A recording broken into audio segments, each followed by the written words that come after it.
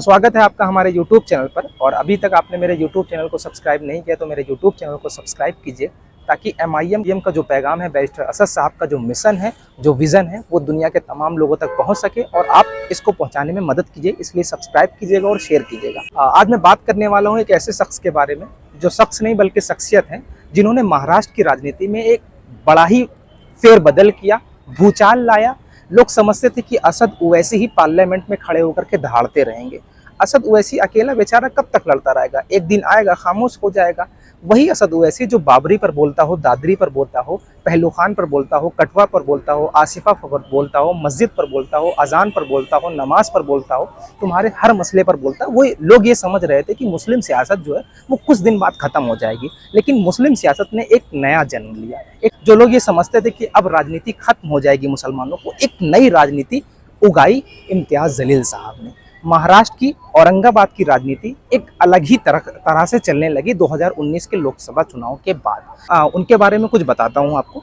पहले उनकी बायोग्राफी आपको बता देता हूँ। इम्तियाज जलील साहब हैं कौन और वो कहाँ पर हैं, कहाँ पर रहते हैं, उनकी एज क्या है और उन्होंने कब कहाँ से चुनाव लड़ा, उन पर कितने क्रिमिनल केस हैं। लगातार बने रहो। बस आज जो है आपको ये जानना है कि असद ओवैसी ही अकेला शेर नहीं है, बल्कि हिंदुस्तान के अंदर और भी शेर मौजूद हैं। तो इंशाअल्लाह असद ओवैसी साहब की सरपरस्ती में एक शेर नहीं बल्कि हिंदुस्तान में तमाम शेर ऐसे ही बाहर निकल कर के आएंगे और दिखाएंगे कि जो शोषितों, वंचितों और दलितों को दबाया जाता था, मुसलमानों को दबाया जाता था, उनकी आवाज़ ज़मीन से लेकर के यानी अर्श से फर्श तक उठाई जाएगी। यानी शोषितों, वंचितों और दलितों की आवाज़ जो है वो पार्लियामेंट में उठाई जाएगी। अब शेर मौजूद हैं। अब हुकूक की लड़ाई लड़ने के लिए कोई ना कोई पार्लियामेंट के अंदर है जो आपके असल मुद्दों पर लड़ाई लड़ सके सरकार से, जो विपक्ष का सही रोल निभा सके।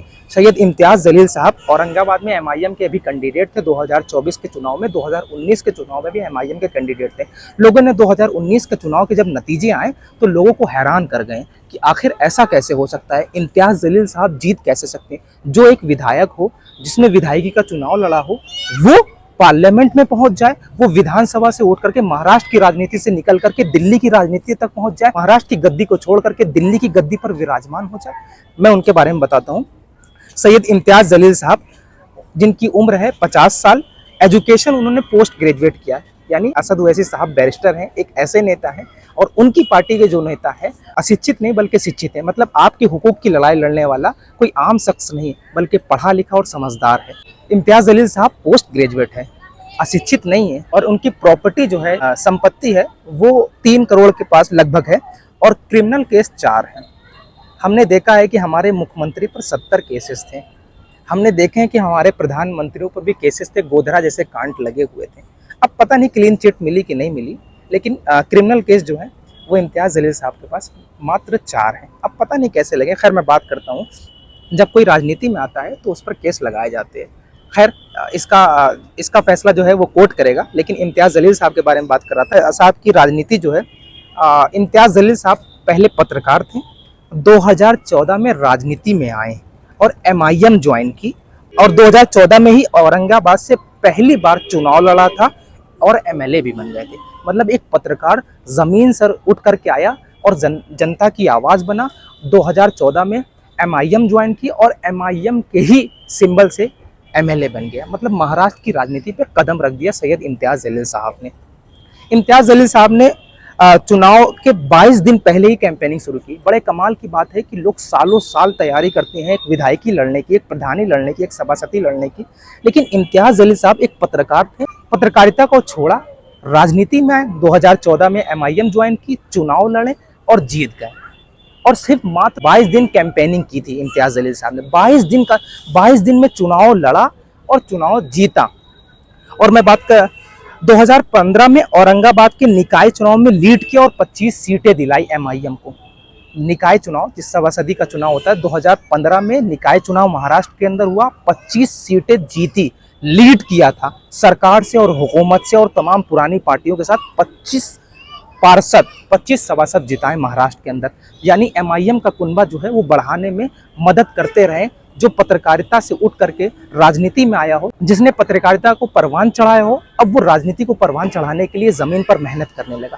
पहले MLA बने, फिर उन्होंने 22 दिन की कैंपेनिंग शुरू की और फिर उन्होंने 2015 के चुनाव में 25 सभासद महाराष्ट्र के अंदर एमआईएम के दे दिए और 2019 में तो फिर भैया उनको सीधे जो है महाराष्ट्र की राजनीति से उठा करके के असद ओवैसी साहब ने सोचा कि अब दिल्ली की गद्दी में विराजमान कर दिया जाए सैयद इम्तियाज़ जलील साहब को। सैयद इम्तियाज़ जलील साहब को हुक्म हुआ कि जाइए अब आप लोकसभा की तैयारी कीजिए और लोकसभा का चुनाव लड़ना है।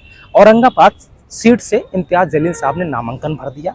2019 में पहली बार लोकसभा चुनाव लड़े और पहली बार ये हैरान करने वाले नतीजे आए कि एमआईएम परवान चढ़ चुकी है। इम्तियाज़ जलील साहब 2019 का चुनाव जीत चुके हैं। एक विधायक जो सालों साल मेहनत करता हो वो सांसद नहीं बन पाता, लेकिन इम्तियाज़ जलील साहब जो है वो ज़मीन से उठे, महाराष्ट्र की राजनीति से उठे और दिल्ली की राजनीति में पहुंच गए और अभी 2024 के चुनाव भी लड़ रहे हैं। अच्छी तरीके से लीड किया है। एमआईएम का जो मिशन और विज़न था, एमआईएम का जो मकसद था मुस्लिम सियासत को आगे ले जाने के लिए, वो दिखता हुआ नज़र आ रहा है। एमआईएम की दीवानगी, बैरिस्टर असद साहब की मोहब्बत लोगों के दिलों में छा चुकी है। सोचिए, तसव्वुर कीजिए कि पहली बार कोई लोकसभा चुनाव लड़े और वो महाराष्ट्र की गद्दी से, एक राज्य की गद्दी से उठ करके दिल्ली की गद्दी पर विराजमान हो जाए। ऐसे ही तमाम सीटों पर एमआईएम चुनाव लड़ रही है। ऐसे ही तमाम लोकसभा सीटें जो है एमआईएम पूरी तरीके से लीड कर रही है और इंशाअल्लाह जीतेगी।